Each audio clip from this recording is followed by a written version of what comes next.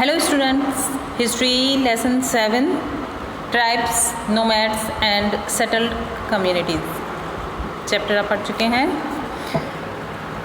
आज इसकी एक्सरसाइज और क्वेश्चन आंसर आपको करने हैं। नोटबुक में आप नोट करेंगे। देखिए लेसन 5 एंड 6 चैप्टर 4 आप कर चुके थे, लेकिन 5 और 6 के क्वेश्चन आंसर और इसकी एक्सरसाइज के चैप्टर को रिमूव कर दिया गया है। पहले भी मैंने आपको बताया, फिर से मैं आपको रिमाइंड करा रही हूँ कि आपका जो सिलेबस है 30% लेस कर दिया गया है। तो 30% में ये 5 एंड 6 चैप्टर हमने रिमूव कर दिए हैं जो आपको नहीं करने हैं। ओके स्टूडेंट्स, मैचिंग देखेंगे इस लेसन की। मैंने जस्ट सामने लिखा हुआ है, आप देखकर कर सकते हैं। एक बार मैं बोल देती हूँ। गर्ड, इसको मिलाएंगे आप 84 से। टांडा कारवा होता है। लेबरर पाइक को बोलते हैं। श्रमिक क्लैन खे। शिव सिंह अहोम स्टेट से रिलेटेड था और दुर्गावती गढ़ कटंगा। मैचिंग जस्ट सामने ही लिखी हुई है आप ये देखकर इसे कर लेंगे। Fill in the blanks. The new caste emerging within varna were called जातीज़। जो न्यू कास्ट नई जातियाँ इमर्जिंग उभर कर आई थी उनको जातीज़ बोला जाता था, जाति। Buranjis were, second fill in the blanks. Buranjis were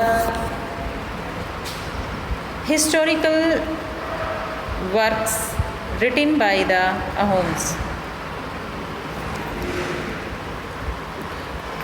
Third fill up, the Akbarnama mentioned that Garh Katanga had 70,000 villages.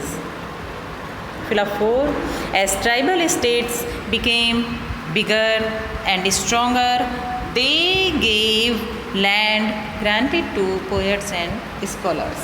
ये फिलअप्स हैं, आप इन्हें अपनी नोटबुक में भी नोट करेंगे और बुक में भी आप इन्हें फिल करेंगे। बुक में भी फिल करेंगे और उसके बाद अपनी नोटबुक में भी करेंगे। ओके स्टूडेंट्स, ये ट्रू फॉल्स हैं। ट्रू फॉल्स मैंने टिक किया हुआ है।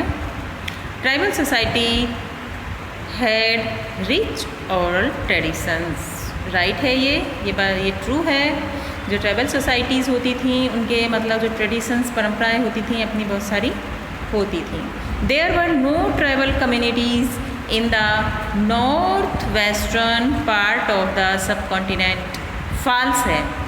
सेकंड फॉल्स है। सी ट्रू फॉल्स देखेंगे। The 84 Gond state contain several cities. Wrong है। D, the Bhils lived in the northeastern part of the subcontinent. ये भी false है। देखिए फर्स्ट ही इसमें केवल ट्रू है, बाकी तीनों false हैं। क्वेश्चन आंसर पे अब हम आते हैं। What kind of exchange took place between nomadic pastoralists and settled agriculturalists? Answer है they exchanged milk and other product as wool, ghee, grain, cloth, utensils and other product।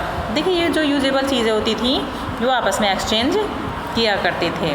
Question number 5, how was the administration of the Ahom state organized? Answer, Ahom state depends upon laborer और pikes। laborer और pikes श्रमिक से ही मतलब है इसमें। The census, जनगणना कहते हैं इसको।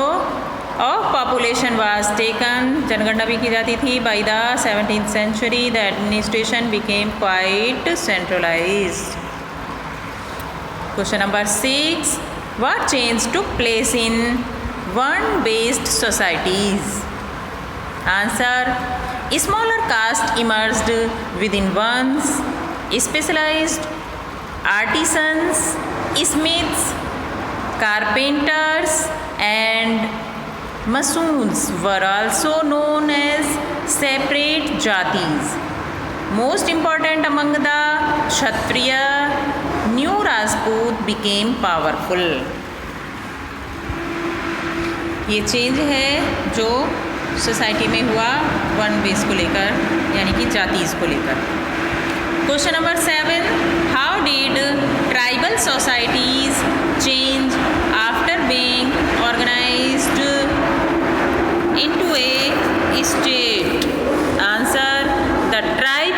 tribal societies changed as they began to introduce a centralized administrative system.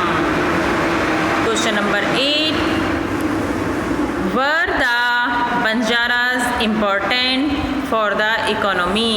जो बंजारा लोग होते हैं जो इधर एक जगह टिककर नहीं रहते हैं उन्हें बंजारा बोलते हैं। जो जहाँ जाते हैं वहीं काम करते हैं और वहीं अपना बसेरा भी डाल लेते हैं, उनका एक कोई पर्टिकुलर घर नहीं होता है, उन्हें बंजारा बोलते हैं। तो क्वेश्चन में पूछा गया है वर द बंजारास, क्या बंजारा इम्पोर्टेंट हो गए थे इकोनॉमी अर्थव्यवस्था के लिए? Answer yes, the Banjaras were important because under Alauddin Khilji Banjaras used to transport to the city market. Their Karwaan was called Tanda. देखिए कारवां बनाकर ये लोग बंजारा लोग जाते थे, चलते थे। बहुत सारे बंजारे एक साथ चलते हैं तो उसे कारवां बोलते हैं, जिसको टांडा भी बोला जाता था। Banjaras carried grains on their bullocks from different area and sold it in towns. वो अपने बुलक्स पर जो उनकी बैलगाड़ियाँ होती थी, बैलगाड़ियाँ में वो अपने कारवां के साथ चलते थे, तो उसमें वो ग्रेन्स वगैरह को ट्रांसपोर्ट का काम उनसे लिया जाता था टाउन में, कस्बों में पहुँचाने के लिए, तो वो इम्पोर्टेंट थे। देखिए जो MCQs आप करेंगे, what was the name of the son of Rani Durgavati? Rani Durgavati के सन बेटे का नाम क्या था? तो करेक्ट वीर नारायण। टिक करेंगे आप इसको, राइट। सेकेंड MCQ, विच मुगल जनरल अटैक गढ़कटंगा? किस मुगल जनरल ने गढ़कटंगा पर अटैक किया? तो थे Asaf Khan. Is right answer, A is right answer, Asaf Khan. Third, which Mughal general attack Ahoms? Options हैं Asaf Khan, Mir Jumla, none of these. तो B answer is correct, Mir Jumla. How was Ahom society divided? तो ए करेक्ट आंसर है क्लेन्स और खेल। तो स्टूडेंट्स ये आपका वर्क है, आप इसे अपनी नोटबुक में करेंगे और याद भी करते चलेंगे। देखिए वर्क आपको याद भी करते चलना है, एक साथ आप सभी चैप्टर वाइज आप याद करते चलेंगे तो आपको इजी रहेगा, सारा वर्क क्लियर हो पाएगा और आप टेस्ट भी अच्छे से दे पाते हैं यदि याद करते हैं तो। Okay students.